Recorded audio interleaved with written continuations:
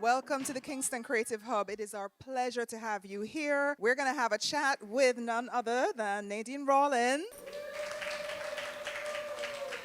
So welcome, Nadine. Our theme is making the movie. Every meetup has its unique theme. We try and look at different subsectors of the arts. And today, film is getting its shine. We really want to welcome you for coming, and Nadine for coming to speak to us. And David is on the way, David Mullings. So when he arrives, we will sit and chat with him as well. So the Jamaican film industry has experienced a very vibrant season. Did you know that we have a season of film? Have you been noticing? Unofficially, we've had GATFest, we've had Shotlist, we've had Black River Film Festival, and even the Art Walk was focused on film on Sunday. So we've really been bringing a lot of focus to, and kudos to JAFTA. Nadine, if you don't know, is the president of the Jamaica Film and Television Association. So clap, clap, clap. They've been doing all the work. And the team. So this season has really been spotlighting homegrown talent, bringing visibility to excellence in Jamaican storytelling. This gathering hopes to build on that momentum by bridging creatives with capital. We're going to start off tonight with an intimate masterclass style segment with Nadine. And she's an award-winning filmmaker, current president of JAFTA, and she's going to share insights from her career, her journey, recent international engagements, and her experience at Cannes in the film festival in France in 2024. And so her personal story really highlights that path from local producer to the global stage. So we're really excited to dive into it. And we'll also talk about like what it really takes to make a movie in Jamaica. Right? There's some nuances here that we hope to dive into. From the concept, how you get from the concept and the story in your head to an actual screen and distribution. And so Nadine will talk to us about the current production landscape, the volume and quality of projects that we might have in the pipeline, the budget realities of local filmmaking, who's doing things differently, who's, some alternative ways of getting things done that we're seeing come up. And this naturally kind of transitions into the business of film, which is how emerging producers can attract executive producers to fund their films as well. What kind of financial figures are involved, We'll talk a couple numbers, and just what kind of local and international partnerships are there out there that people might not be aware of that are helping to move the needle forward.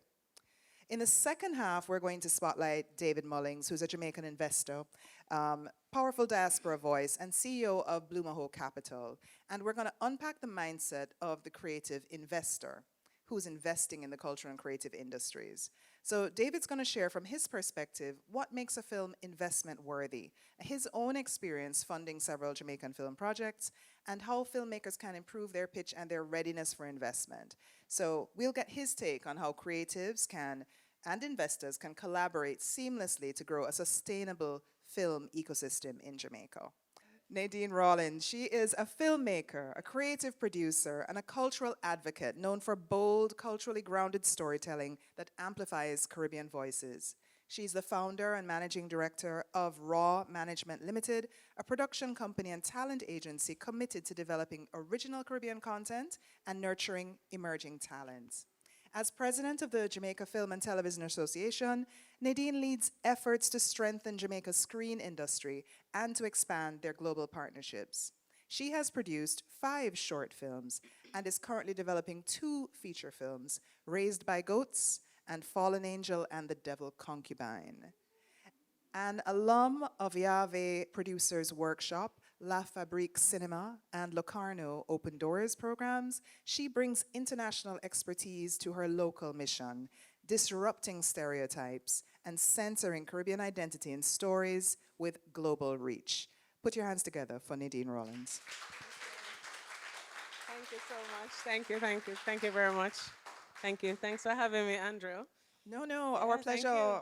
You just come off of the plane from Spain yesterday, and despite the jet lag, we're so pleased you could make it today. So tell us what inspired your journey into filmmaking and how has it evolved over the years? And how many years has it been? With this resume, it sounds like you've been doing this film business for 20 odd years. Really started out in the acting space with the National Pantomime, but I could go further.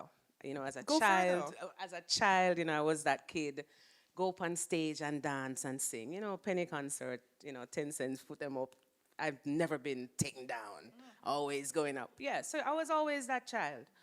very active, very vivacious, just loved to sing and dance and perform. And never saw it as a career at all. When I was in primary school at George Headley Primary School, I had a teacher, Mrs. Hugh. At the time, I was dancing, and she said, "You're so dramatic, you should do acting." And I entered JCDC, got the awards at the primary school level, went to high school, got the awards again. I got Best Actress at Secondary Schools Drama Festival, which is a good platform. And started out, in my corporate life as an accounting clerk, sorry.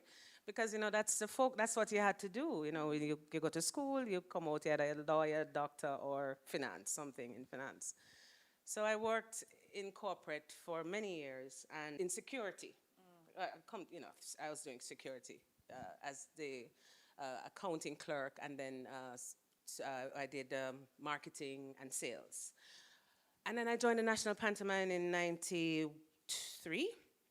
Didn't know. I actually followed a friend of mine to an audition.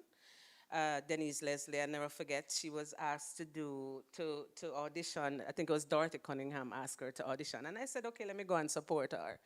And I just go to support, and I was standing outside there, right? And a guy said to me, why don't you go and audition?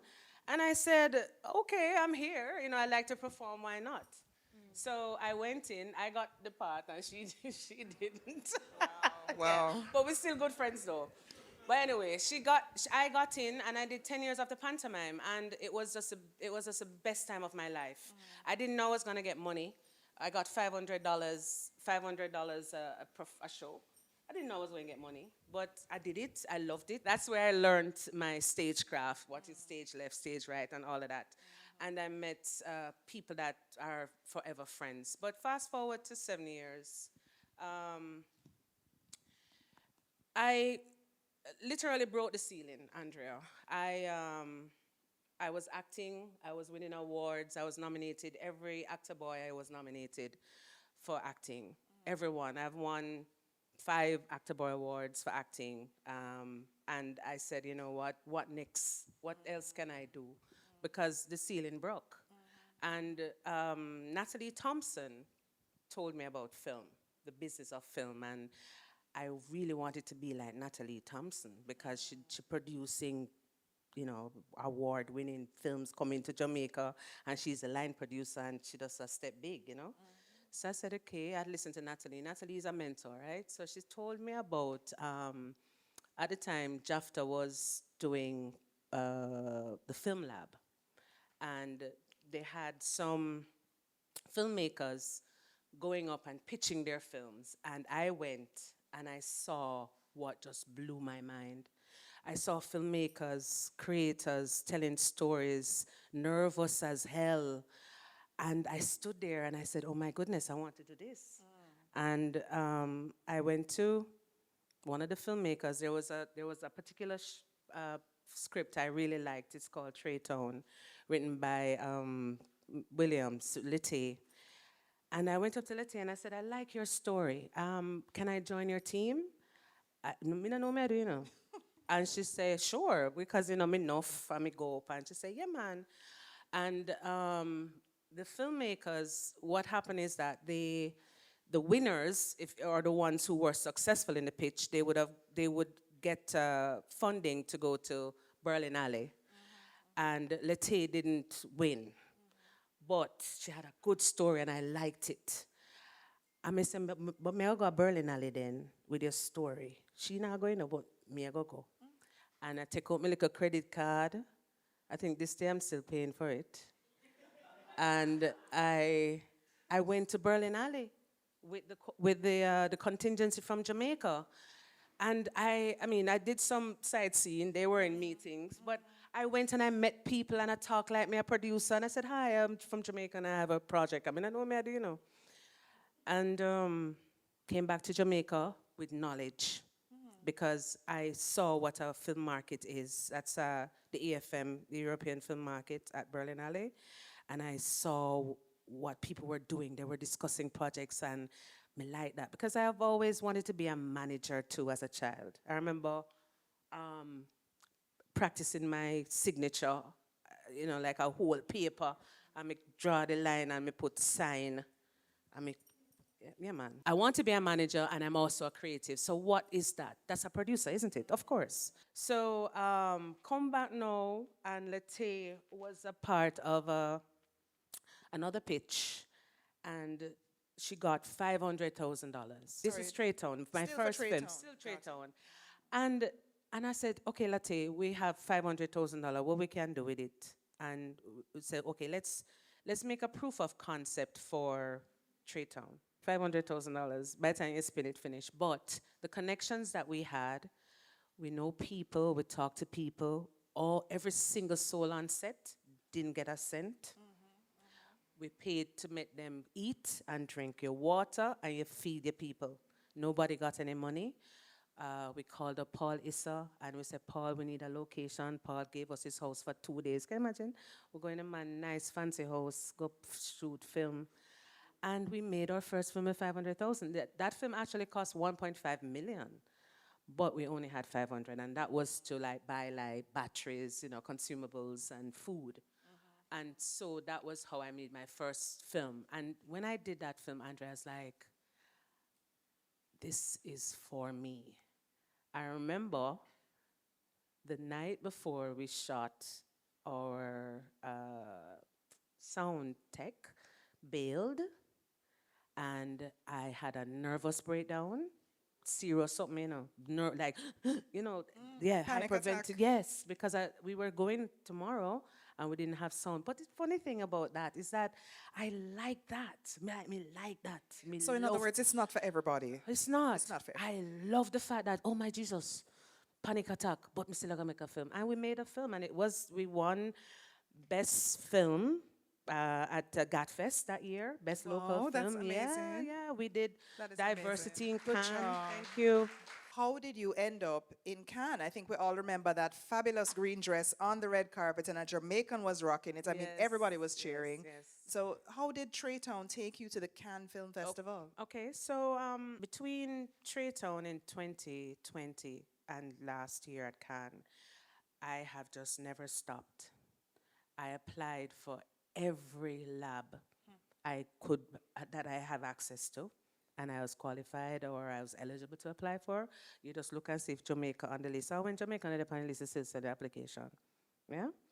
I applied for every lab. I spoke to Natalie Thompson, Maxine, Justine, a couple of Annalisa, just talking to people where, what, how. And since Trade Town, I did up to last year of Cannes, that was my 4 films. And in order to apply to these labs, you have to have films. A body of work, You have right? to, yeah. You can't just go in, right? So at Cannes, what happened now is that I applied to a program called La Fabrique.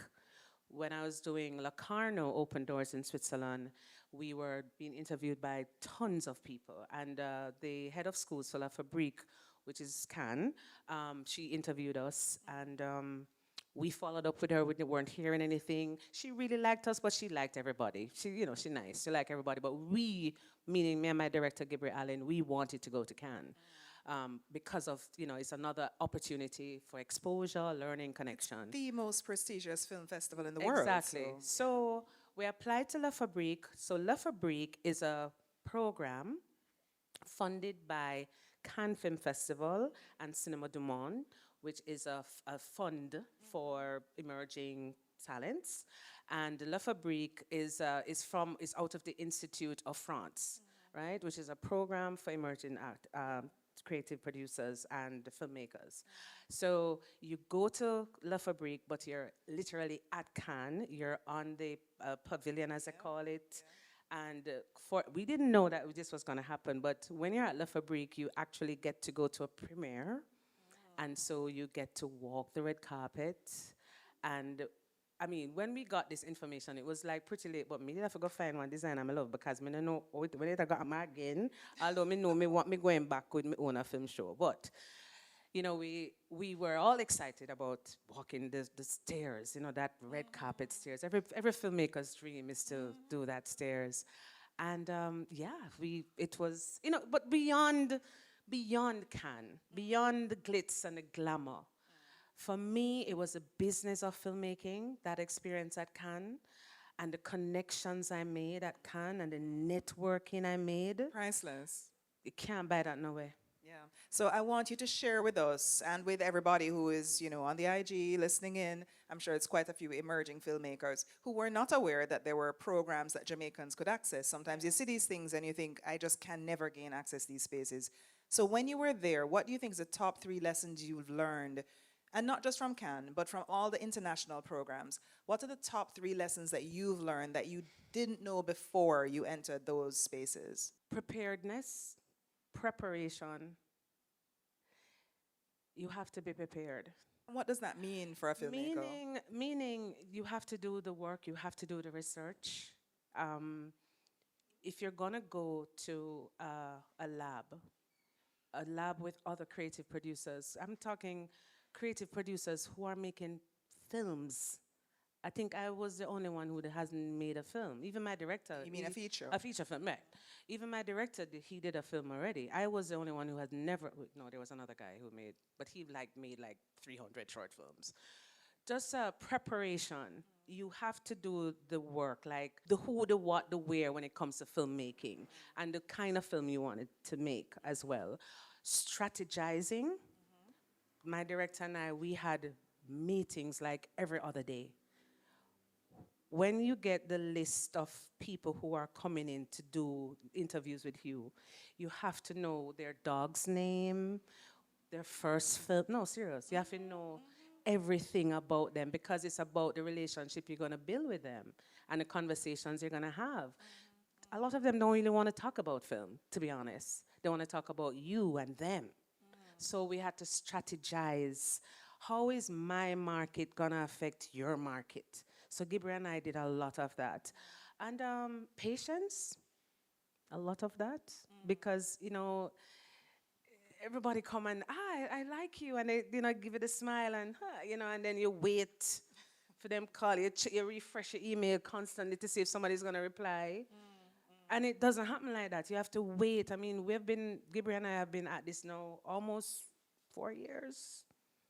So and patience and persistence, maybe. Persistence, strategy, preparation. You asked for 3, but there's so many.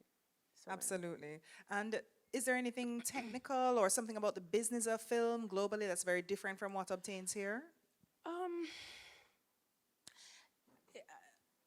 A lot of times I hear myself saying, boy, Jamaica, we're so way behind, we know.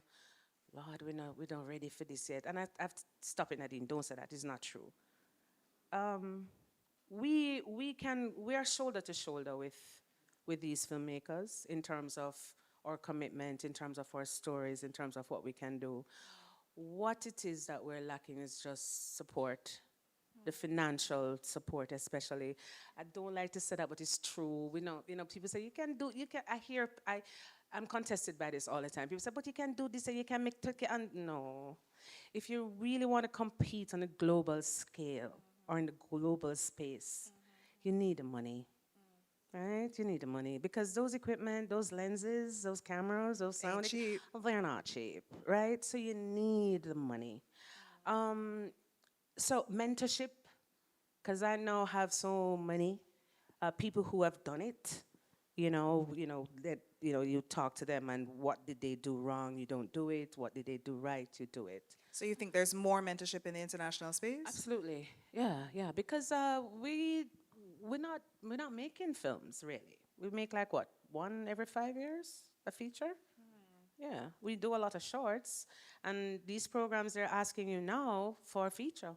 There's one now come out of Sundance, Catalyst. In order to participate in that, it's a funding program out of Sundance, and you have to at least one feature. That rules me out. I mean, I've done all these labs, but I can't get into that. And we do one every 5 years. And why is that? So who is going to be mentoring you? Just on the funding, and the equipment and those costs, have you seen any different models overseas where, say, for example, the state provides access to equipment to make films? Oh, yes, absolutely. Yeah. I was recently doing JAFTA in Spain, and there was 2 Spanish filmmakers who, they're just turning up. and they have a program where they get all the equipment, even the people behind the equipment, and they just turn up. Wow. Yeah. So I mean, I'm looking at them like, I said to myself, I look at like our group leaders, people who are making films in the programs that I do, and I said, if I had the access like them people, I would buffing would I make too. Because I have the determination, I have the drive, I have the story. Them, the only thing they have is the money and the access to, as I said, the equipment and those things. Right, access to Yeah. what the money buys. Yeah. So, you mentioned this EAVE program. Yes. And I remember when, you had called me to talk about that you were going to apply for this thing that was in 3 countries. And Yes, you tell us a remember? little bit about what, because the program itself sounds really amazing. Yes. Tell me a little bit about what the program is. Which Okay. 3 countries? Why? Okay, so YAVE is EAVE. It means European Audiovisual Entrepreneurs. I was introduced to YAVE maybe 3.5, 4 years ago. I was doing Rotterdam Lab online. It was during COVID. Yes, it was 4 years ago, actually. I was doing Rotterdam online, and there was a producer. Her name is Roshi. And I was just so intrigued by this woman. She knew everything about filmmaking. She's a fantastic producer out of Germany. Love her. And I'm just looking at this woman, and she just knew everything. And I said, I like the lady. Yeah." And she just, she was smoking, and she just didn't care. She was just like, oh, loved her. And she's a Yave tutor. And she just spoke about Yave. And I said, no, but Yave sounds like something me want to do. So I researched Yave. So Yave is a program for entrepreneurs in the audiovisual space. And this could be a producer, you could be a sales agent, you could be an attorney. Okay. Yeah.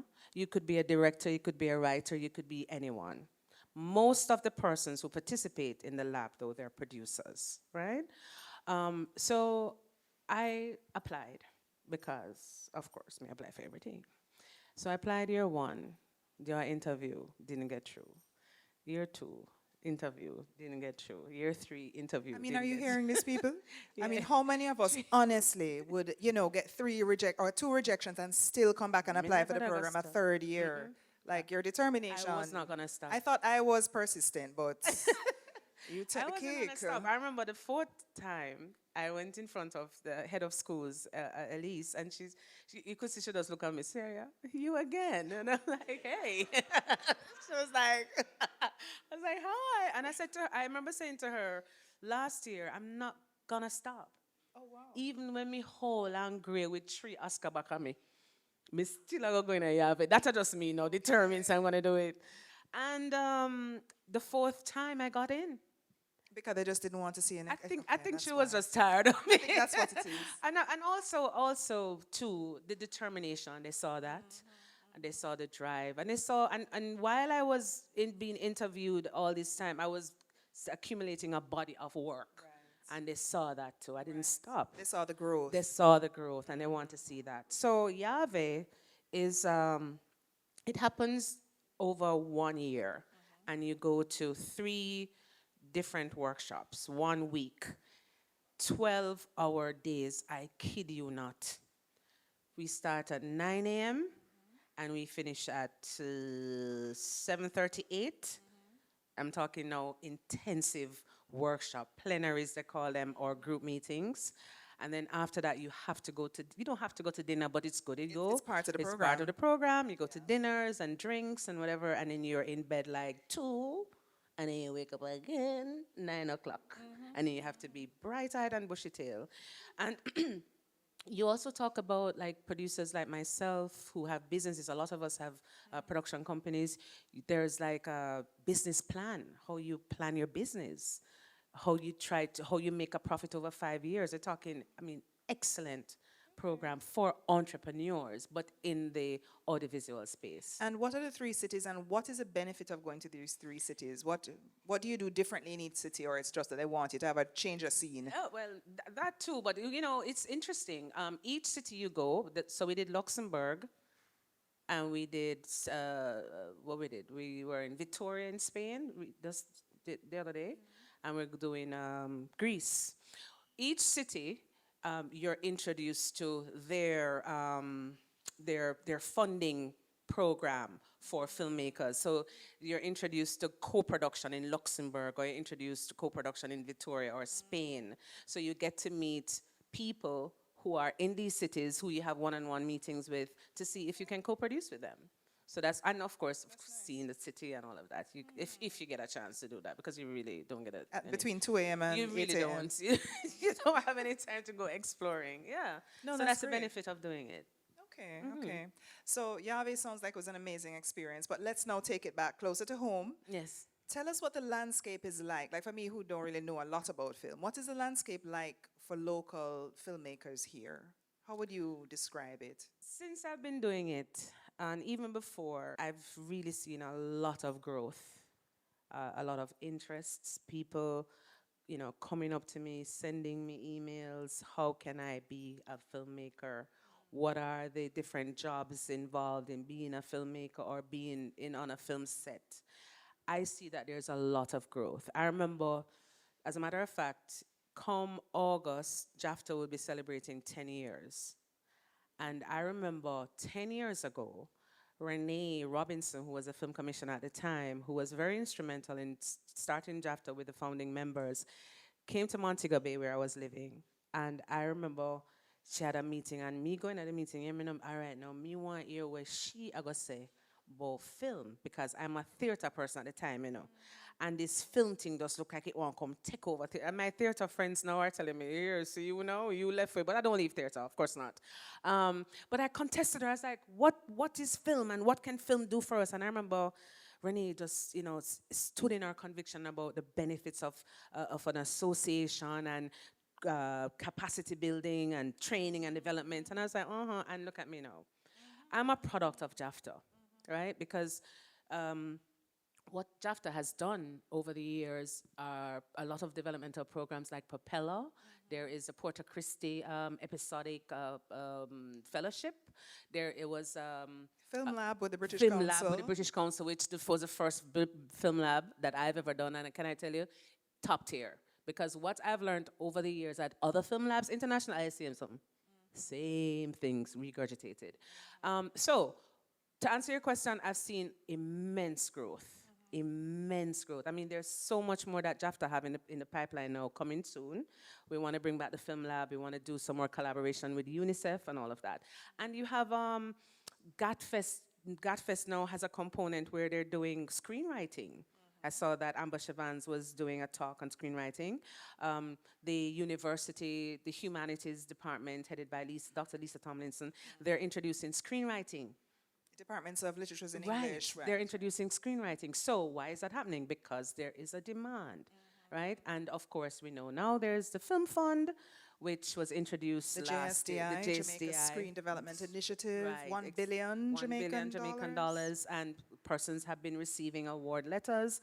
So clearly there is a need, and clearly it is being, people are seeing the benefits of it. As we look at the creative landscape, so Kingston Creative really looks at all of the different disciplines, the book industry, the dance industry, the visual arts industry, the music industry.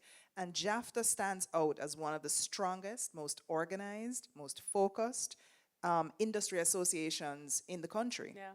So the JAFTA model, I really think, could be exported to all the other disciplines, because we've all seen the growth. To get $1 billion assigned from the government to this one subsector, the creative industries, is amazing. It's phenomenal. Amazing work, and it's been work. Yeah, when I talk about JAFTA, when I travel and, I speak on the model, people are very impressed.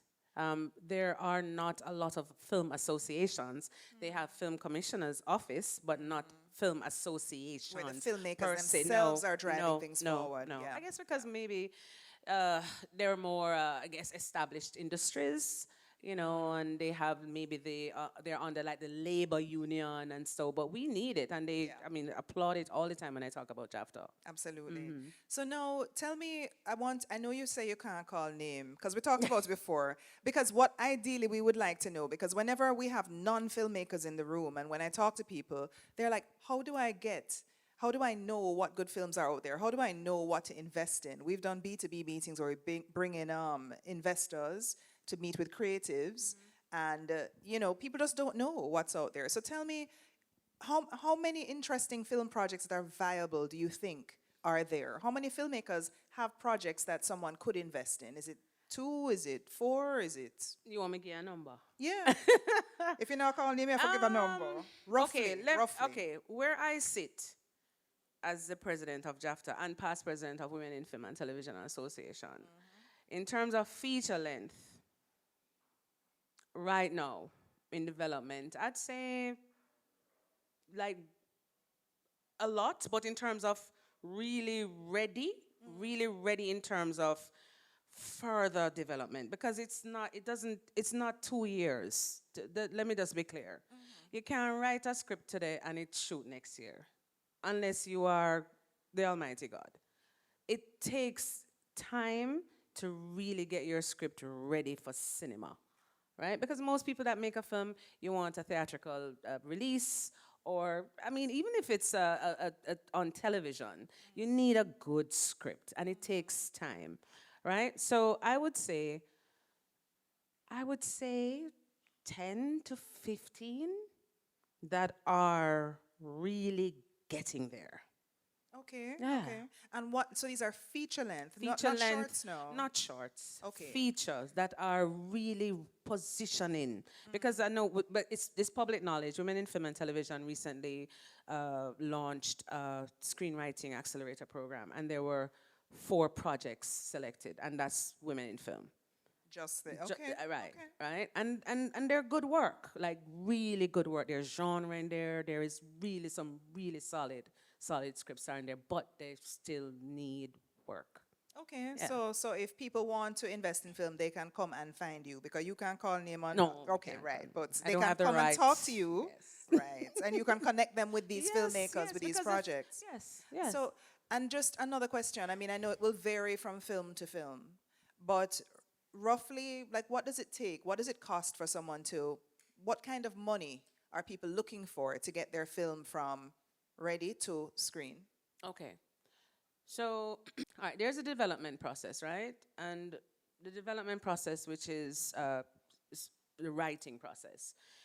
You're talking writers. Even if you are the writer and you're dedicated to writing, you still need to eat and sleep and live somewhere and whatever. And you need a script editor or a script doctor, as they call it. That's money. So, like the development aspect, I would say $1 to $2 million. It's a lot if you really want to just But to hire that script editor and to get the script that ready. and also to apply to labs, because it's good to get your script in a lab, right? Because this lab is going to position you now for co-production. Because if you can't get the money here in Jamaica, you need co-production partners. And co-production partners, the first thing I'm going to ask you, have you done a lab? And if you're gonna get a co-producer, they want to know that this film has been through a lab. And labs cost money. And so that's in what order takes to fly there, in order to eat when you get there. So I'd say 1 to 2 million. Okay. That's just development, right? Pre-production now, and we're talking features here. Yeah, man. You know, because a short, if you're doing a short, and if you really, the other day I saw Lena Waite, that's her name, Lena Waite, had a fund for $100,000 for a short, and I was like, yo, if me have that, I could make 2 feature-length films. $100,000 for a short. Can you imagine? But I made a short for $500,000, and I know you're gonna have people say, but you can do whatever you need with any money. Yes, I know. This is 500,000 Jamaican dollars. Jamaican dollars, right? Right, exactly. Yes, 100,000 US. It's look her up online. So so back to feature. So the development, it can run you 1 to 2 million. Then you're going. Right, so that's 4 now.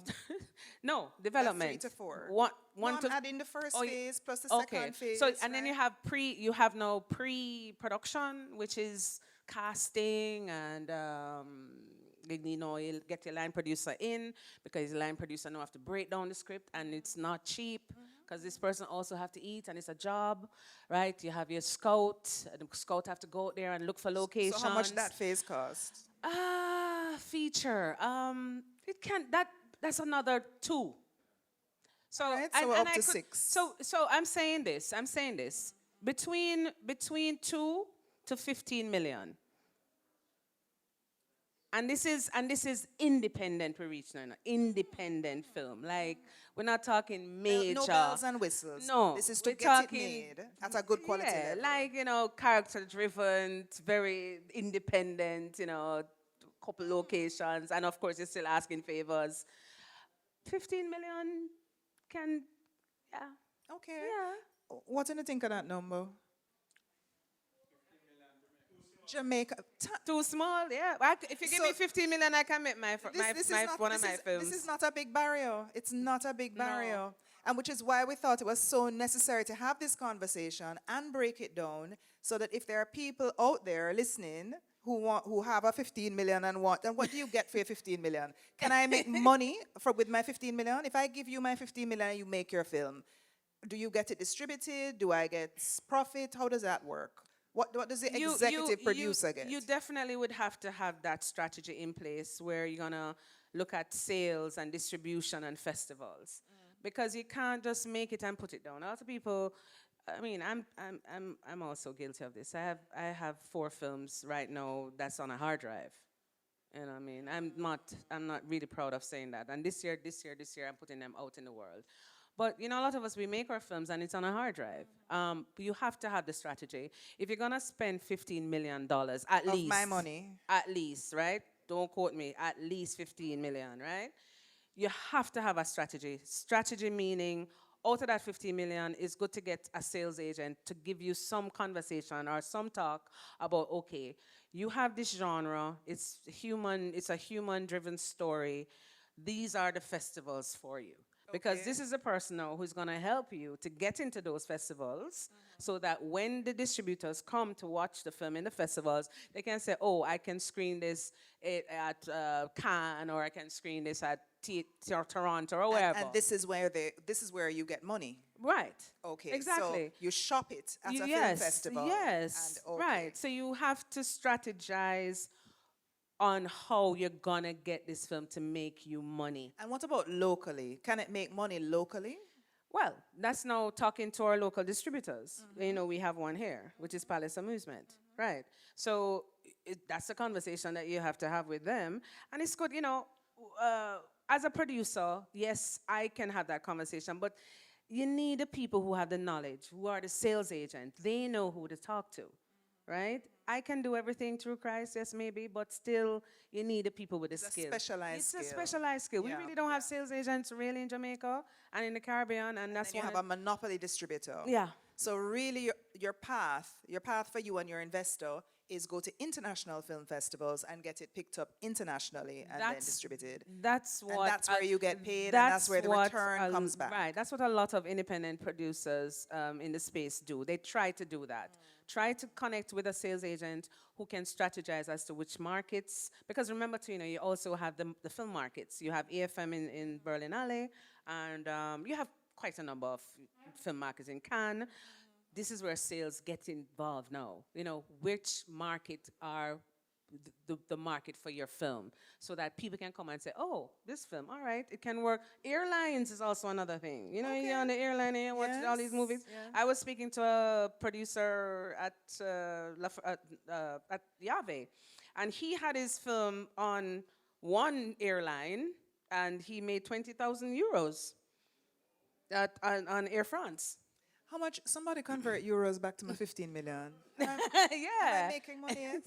No, I hope you all appreciate that. We're just taking a little time to just break it down for those of us who are not film oriented. And I really thank you for kind of going into the detail of it with us. Yes. Because I know you understand the business, but for us outside who maybe have the capital, we have to have this conversation. Yes. So I appreciate that. I think for me, like for my project right now, actually just today, I was speaking to, so we have a co-producer from Norway, right? And I was talking to her. This is for Raised by Goats. And they're not coming in with a lot of money because the SOAR fund, which is out of Norway, is just about 60 to 80,000 euros. My project is actually 600,000 euros, but they're coming in with just that. But they're regional funds that she can get. And right now we're working on a strategy for her to see if we can get a sales agent on our project, because we need one. Because I don't know how to navigate the spaces. I can go in the middle of EFM at Berlin Alley and say, oh, me want film show, it's gonna buy it, please. And I say, it work.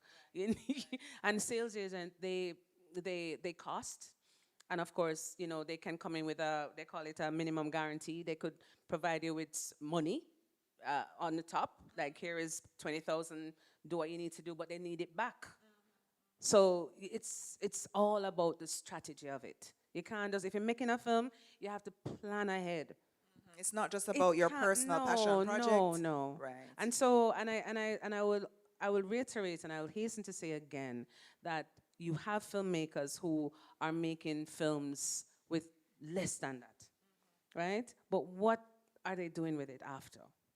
Where is it being seen after that? You spend all this money, the sweat, the blood, the tears, and the time, and no one is seeing your film. So you have to invest and you have to strategize and you have to plan. Thank you so much, Nadean. Thank you very, very much. Everybody give Nadean a big round of applause. So we have joining us our second guest for tonight. I want you to make some noise for Mr. David Mullings, CEO of Blue Mahoe Capital.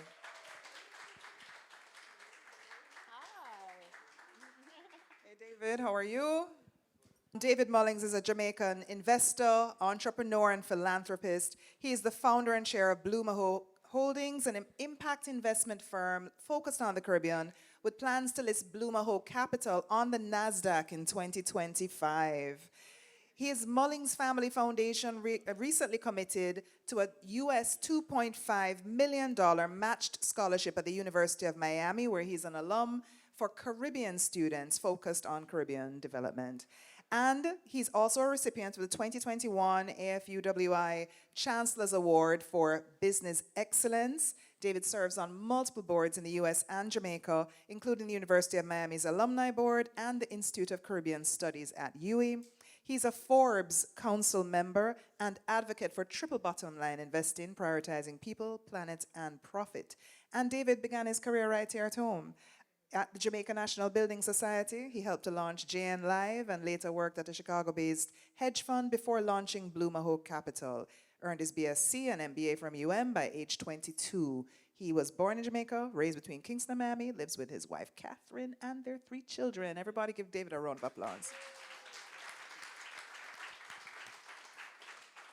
So David, it speaks for itself. You do a lot of things and you invest in a lot of areas. But what sparked your interest in investing in Jamaican film? Well, so first of all, I want to say thank you for having me here, and I have to recognize a few special people in the room.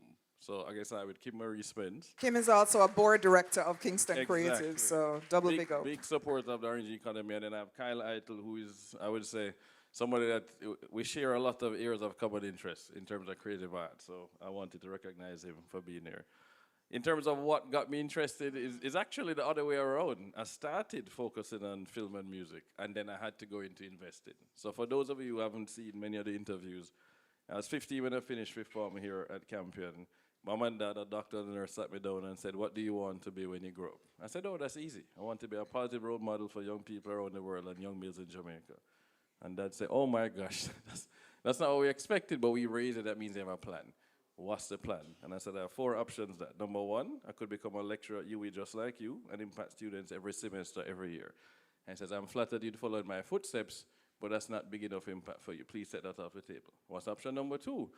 I could become a politician and eventually a prime minister, and a better prime minister than we've ever had. I'm going to fix crime, fix education, and focus on getting rid of corruption.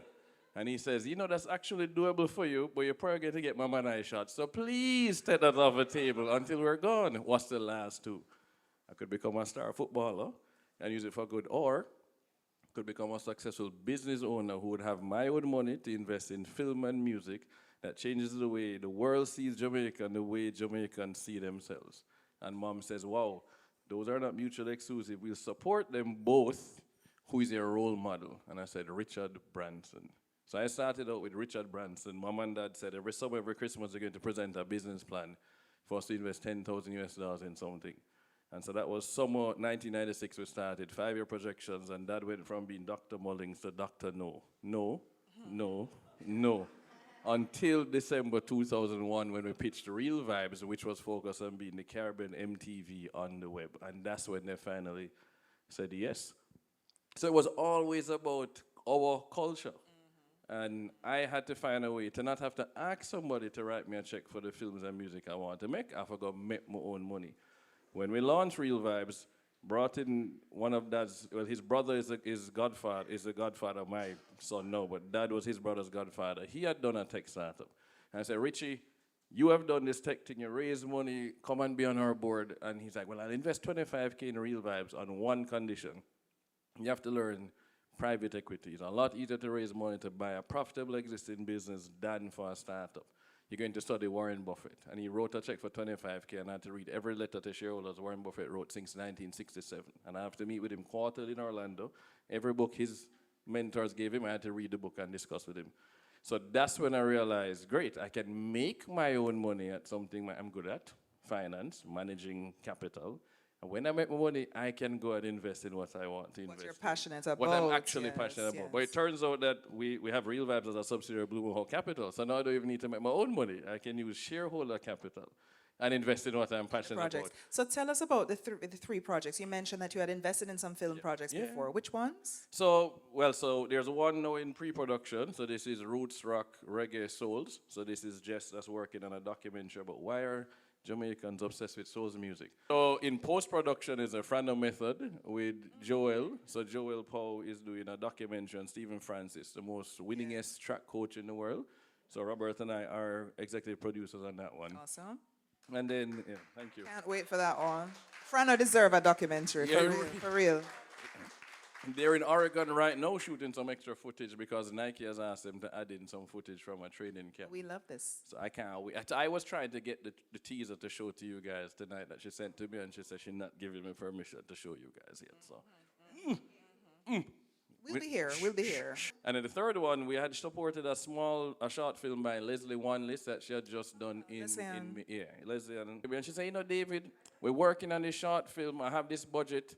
I'm a little short. Here is what the story is about. And we sat on the bus the whole way from Kingston to Montego Bay, just going over the story, why it matters to her, this little mental health angle. And I just say, yeah, man, how much is short? She short X. And I said, all right, I'll wire the money in like a week. Because we're talking numbers today. It was like 400,000 Jamaican, 500,000. She just needed to just help close out the budget and not stressing herself. And I was like, is this going to stop you from making the film? No. We're going to find a way. We turn hand, make fashion. And I said, would it really make that big of a difference? She said, yeah, I could just focus on production and not squeeze in here, squeeze in there. And when I hear that, I needed support. We happened to have just closed some money that week. I hadn't earmarked it yet, and I said, you know what? I will delay anything else I was going to do. There's a reason we ended up sitting on the same bus at the same time. Is a bus. I missed my other bus. I wasn't supposed to be on that bus. When that happens, whether you believe in God or not, something is saying you need to talk to this person. There's a reason, so we supported it. That's awesome. That's awesome. I mean, give a round of applause for people taking action to support our creators. We love that. And so, David, what are the three things? And don't just speak for yourself personally, but speak for all the investors you know, because you move in an investment circle and business people circle. You know, a lot of us move in creative circles. But from a business person, what are the top three things they would be looking for when a filmmaker comes to them with a project and says, I want you to invest? So I know quite some of my investors have invested in some big films in Jamaica, you know, and they will never invest in film again. And it was disappointing for me to hear from them. So there are three things that we all typically look for. They really actually come from Warren Buffett, funny enough. But number one is intelligence. You want to give money to somebody who has some level of intelligence. That's just basic. But number two, you want to give the money to somebody who has integrity. That matters, right? And but lastly, you want areas of common interest. So if I care about mental health, for example, and your film is related to that, I'm more likely to support that. If I care about sports, I played football, I like this track and field, I'm going to give to that one. Music, there was no question. When Jess had that thing up on Instagram, there's about 10 people tagged me on her Instagram thing. Talk to David Moore. Talk to David Moore. I was like, oh, wow, I need to look at this thing. So those would be the three things that starts. If you have integrity, it means you'll be transparent about here's the use of funds, right? I need this money, here's how I'm going to use it. Boy, you know, this not really go right. And you're upfront. You don't wait until it go wrong and then tell me. So integrity, the transparency is actually the biggest problem. Yeah. I have been told by some wealthy Jamaicans who invested down here that they gave the money to the film, They see the movie come out, they all know they don't get a breakdown of how the capital was spent, what percentage they're supposed to get, what the earnings look like, because they invested. It is not a grant. They invested their hard-earned money, and somebody treated like they were owed money. So that is the biggest one. Integrity leads to transparency. Yeah, it's so interesting because the things you're talking about are values-based. Yeah. You know, and I guess maybe from a filmmaker's perspective, they think, oh, they want to see a balance sheet and they want to see how they're going to make back $20 million from this project. But what you're talking about is do what you say you're going to do when you say you're going to do it. Yeah. And if you're going to run into a problem, tell us beforehand, because we might be able to help you. We have never had a business go perfect either. And this is the show business, just like it's the music business. It's a business. It's a business, so be transparent and say, you know what? So when Leslie was, for example, Leslie was saying, boy, this is what I need, here's what it means for me. Boom, I sent her the thing, she confirmed the funds were released, she got it, and she sent me pictures on set that day.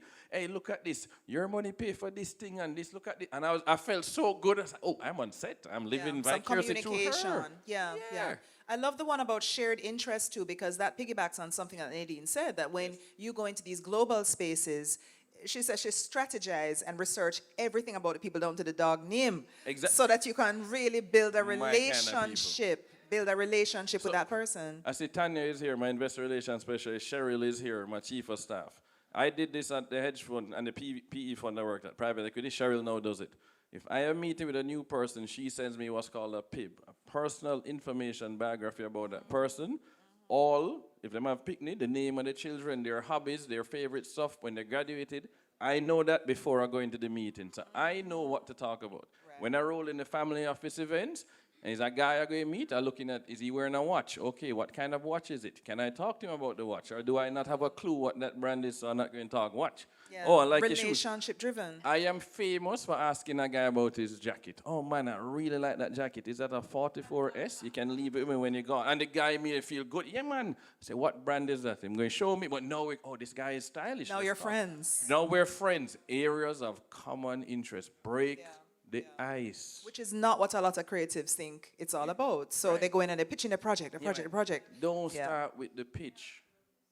Amen. Connect Which first. is why we wanted to have a conversation tonight, not set up a pitch. We've run a lot of pitch competitions through Kingston Creative. You get up on the stage, we wanted to have a conversation. Let's get to know each other. So there must still be something, I mean, after all, money respects money. So there has to be something about the film being marketable, surely. What is it that you think, when you hear about a project, do you think about what makes it marketable internationally or that it's going to work? That is not what I think about, because in my opinion, invested in film or music is just like invested in startups. You invest in 15 over a 5-year period. Out of the 15, 10 of those companies are going to fail and you lose all your money. Out of the remaining 5, 3, return $1 for every dollar that you put in. The remaining 2, one is Facebook. The power law, that's how it works. This is true early stage investing. You're taking risk.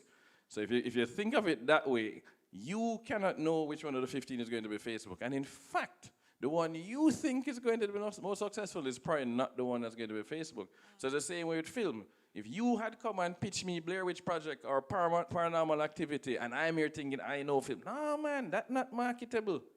You don't know? Wow, you don't know. So let's start with, is this a story that grabs me? Do I like where the story is going? Do I like the message of it?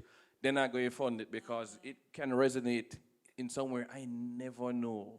So I'd rather focus on, does this story grab somebody? All right. So after the person, it's about the story. Yeah, man. Yeah, okay, I think all of us, we read books. We can tell, yeah, man, I like this. I may pass it on to somebody. They recommend it. Versus, why something in there, I don't like this main character, man. Huh? Something is there. Yeah. Okay. And then now Jamaican filmmakers, I feel like there's a block when I talk to the filmmakers in terms of not knowing where the money resides. So I used to work in corporate, worked at Grace Kennedy, worked at Digicel, and so I have a business background as well as a creative background. So I'm going to ask you, David, do you think that there is money in Jamaica to fund the films that need to be made? You said how many projects you think we have?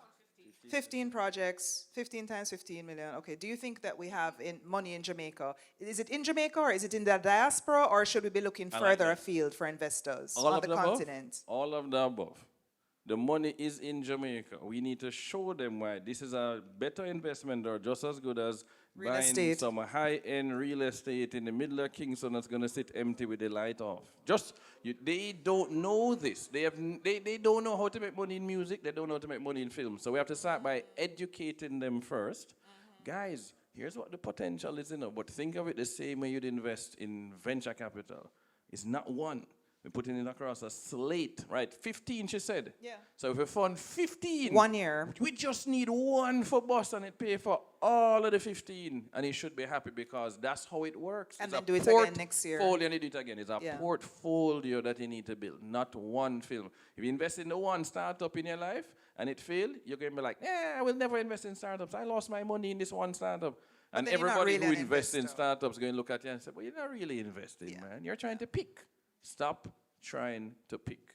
Okay, so there's money locally. There's money locally. I Tell think me there's about the more money in the diaspora. diaspora, though. So tell me about the So diaspora. I lived in Germany for 4 months in Berlin. Every time I'd wear a Jamaica jersey, wow, I felt so special. These Germans love our culture. And it made me realize how powerful our culture is. I think we have to really leave Jamaica and see it to realize just how powerful it is.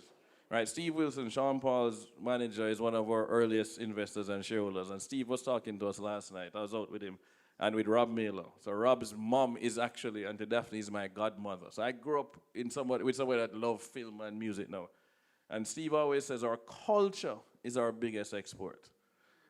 We know that. It's not us We're keeping just the not money. making money off of it. It's not us keeping the money. Right, right. The diaspora knows the power of our culture. It has benefited them in their work.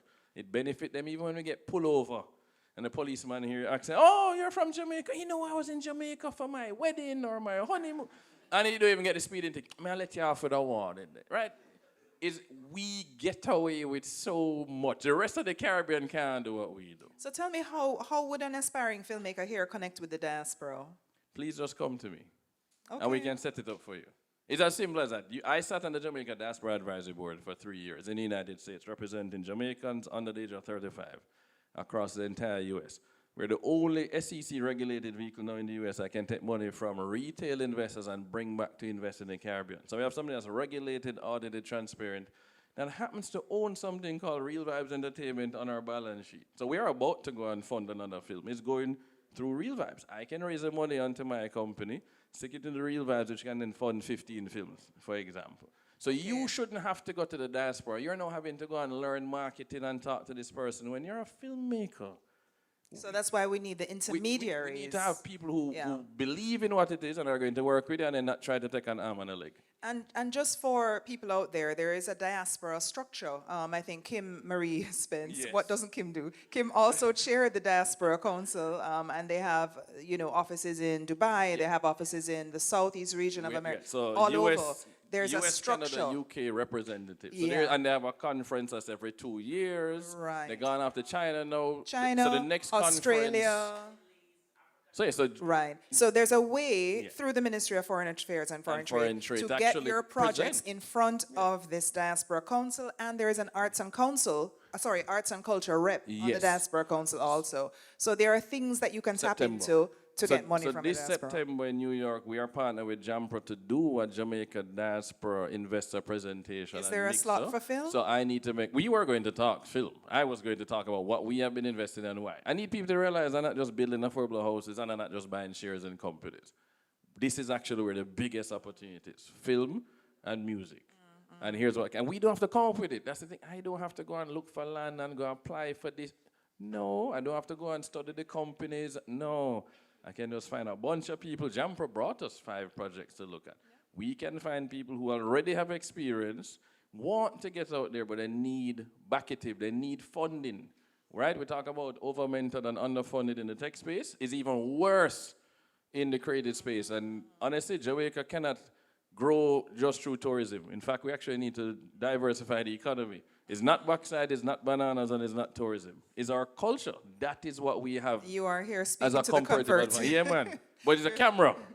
Comparative advantage, the orange economy. That is where we have the biggest opportunity. Absolutely, Yeah. and you know I concur. And David, thank you for the support you've given to Kingston Creative over the years as well, because he's not just saying it, he actually really believes, you know, in the cultural and creative industries as a sustainable way to grow this country. 100%.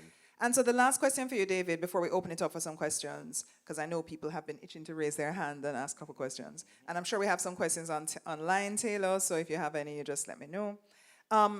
Talk to creatives just generally, maybe not specifically filmmakers. How can creatives generally position themselves better for investment? How can because we have a problem where creatives don't seem investable somehow.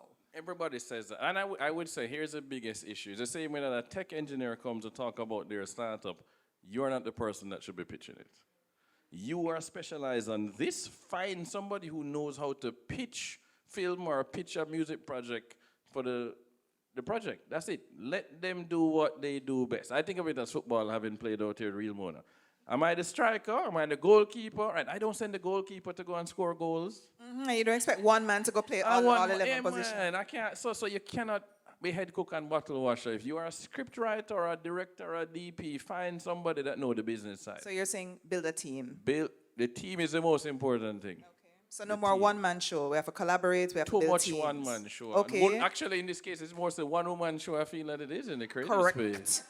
Correct. Yeah, man. And which means that we need, and this one is important, and I really want to stamp on this one. Unfortunately, we live in a patriarchy in most places. What I have unfortunately seen is that I've sent women to go and raise money. I met the intro for them, it's warm, send it. And then they come back to me, call and say, man, I can't believe what just happened. I say, what do you mean? Oh, you know, after we finish discussing business, the man want to take me out on date or dinner. It happened at least 3 times to different women with different men. And I was shocked. So what I learned now is that I have to be a... You were shocked? With the way my father raised me, I was shocked. I'm thankful for your bubble in your family. I realized I was in a bubble. And so what I realized, I have to go with them. I have to be a sponsor. I have to be in the room with them, unfortunately, to ensure that we stay on topic. It's very true. There's an issue with creatives raising money. There's an issue with female creatives raising money. And there is an issue with dark-skinned female creatives. So there's a lot of layers in our society. Yes. We don't have time to unpack them all tonight. Yes. But thank you for naming. Yeah, it's a reality. It's where we are and what we have to do. So get the team. Yeah, get the team. All right. Thank you so much, David. Everybody give David a big round of applause. That was a great show. Real investors don't ask about what is the ROI. I just being very honest. Yes, Warren Buffett doesn't ask about ROI. He does not invest in early stage companies. He's looked at companies with predictable cash flow that were profitable for a long time. That's not who is going to invest in film. If you're going to do that, we're going to buy an existing film company that has a massive catalog that's been generating profits for the last 20 years and can reliably generate profits for the next 20 years. And we can use some of the profits to take risk to go and invest in something expecting 1 out of 15 to give us a 100x return. But we don't know. So Buffett does not invest in film. I want to say this. You do have equity investors who are going to ask that question, right? They are going to ask that question. I've been asked that question. And I mentioned earlier that that's where your sales agent comes in, because they can break it down, because people want to know. If they're going to give you $15 million, you have people who want to know, especially if you're going to go equity now.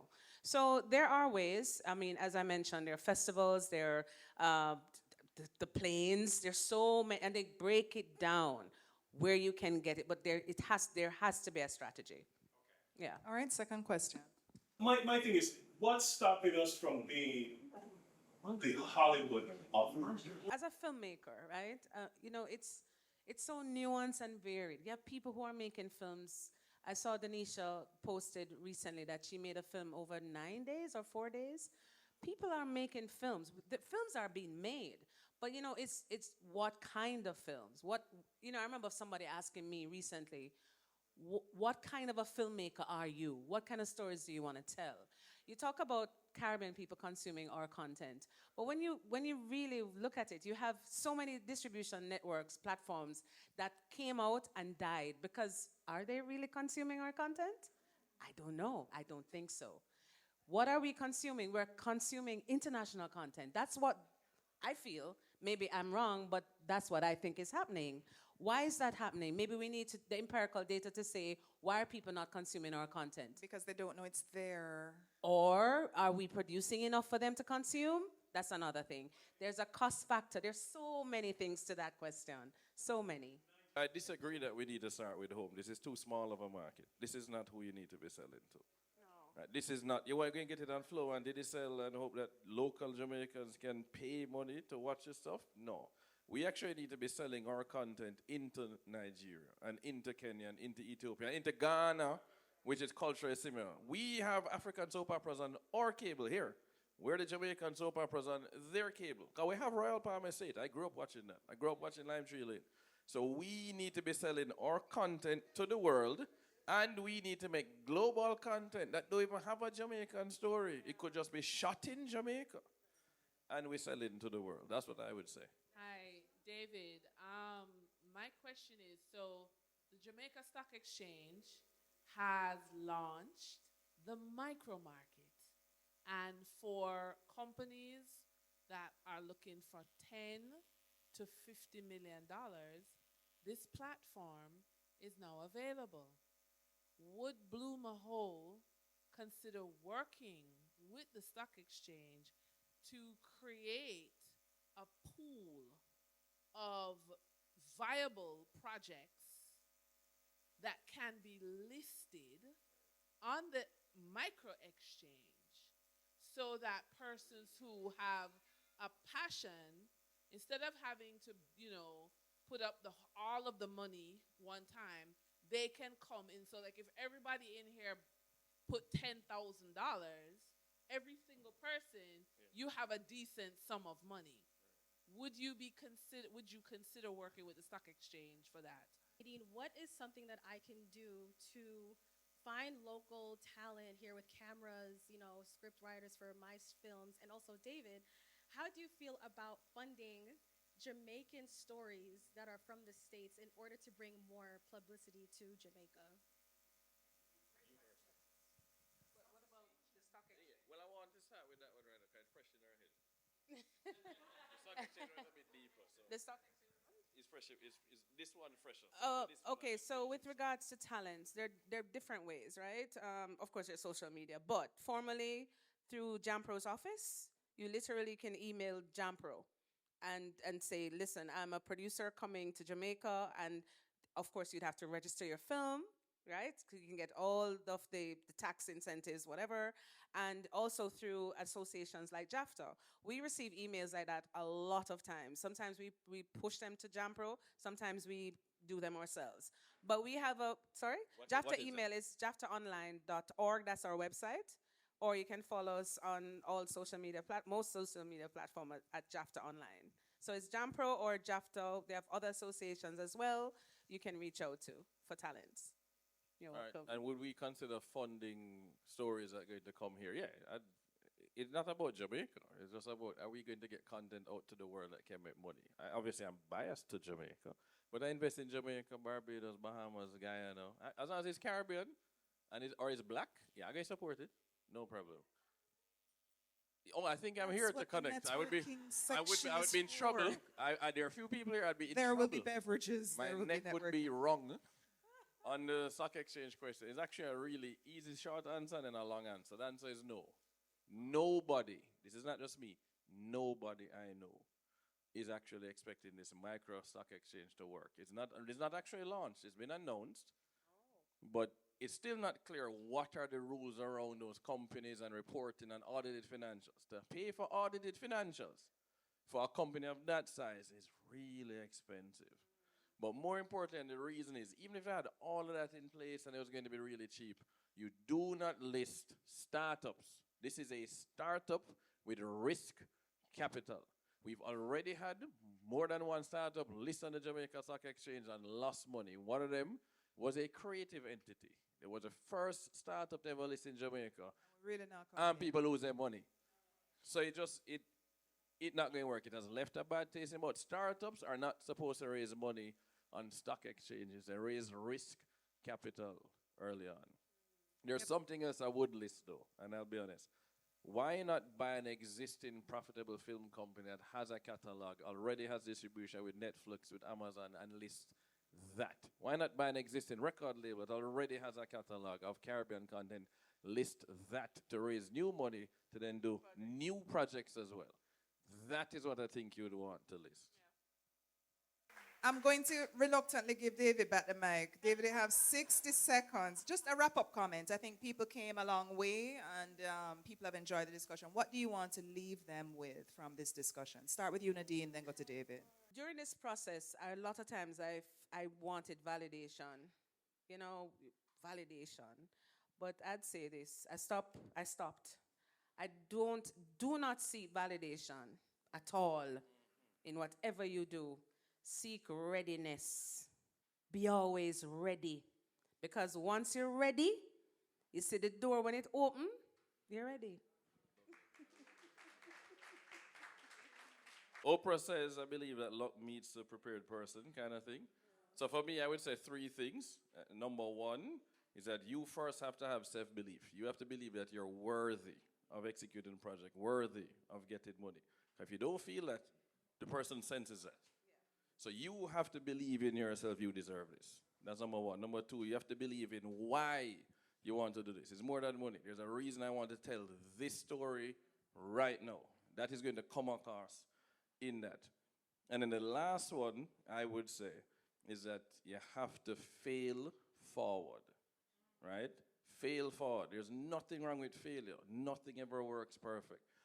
I ask, you say, no, I'm going to move forward. I tried one film, it didn't work out, I moved forward. Because I learned something, right? I remember I played down there, I played football, and one season, 2007, I was the leading goal scorer in the league that year. And they came to ask me, how you score so many goals?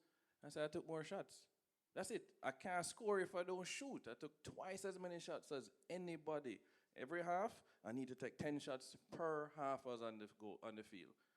We need to not be afraid to take shots. I don't care that they say the higher monkey climb, the more body show. Get that out of your head.